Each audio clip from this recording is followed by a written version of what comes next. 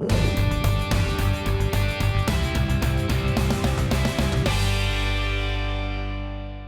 with the Rio Olympics as a backdrop, would you say that sports in India is largely compliant to world norms, or what are the places we need to work on? Well, I think as a structure we need to evolve. Only now I think we have started to look at sport a lot more seriously. The highest powers in the land, government actually have started speaking about sport, and it's something which is good, which is happening. There's a long way to go before we can actually put structures in place which are, I would say, best practices in the world or something. But I think a lot of things good have happened in the last few years, and a lot of thought has gone into it. We cannot adopt global practices because they're varied, and also probably India as a nation is also at a particular stage and also with a particular ecosystem. So we need to evolve a particular system which is very important for the country. Okay, sir. Obviously, Indian badminton is at another level and you're a big part in raising that. So what were the best practices that you followed to ensure that we were largely compliant and had those kind of standards? I think it's a challenge. I think we come out with a backlog of a lot of systems.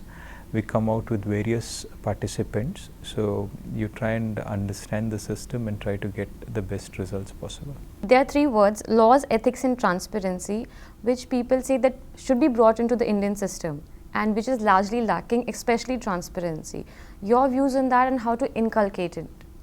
Well, I think it's very important to also understand who what the system is, what the roles are, what the responsibilities are, and we need to define those things. It's very important that we get our structures in place, and also each person's roles, responsibilities, and transparency, and ethics, and punishments. So these are all things which are very important, which we haven't defined, and it's important that we define all of these things.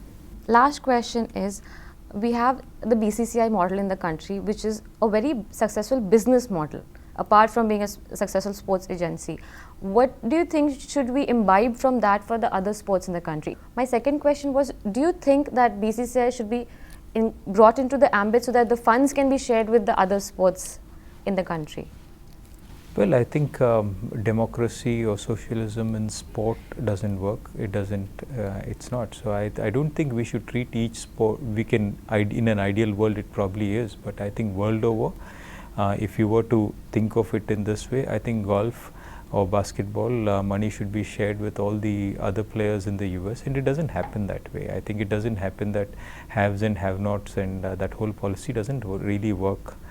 So I think it's important that what are the basic norms which need to be done, what is the basic levels of transparency and governance, when what is actually important, because at the end of the day it needs to be an athlete centric, with people's rights and roles which are very clear. That is important.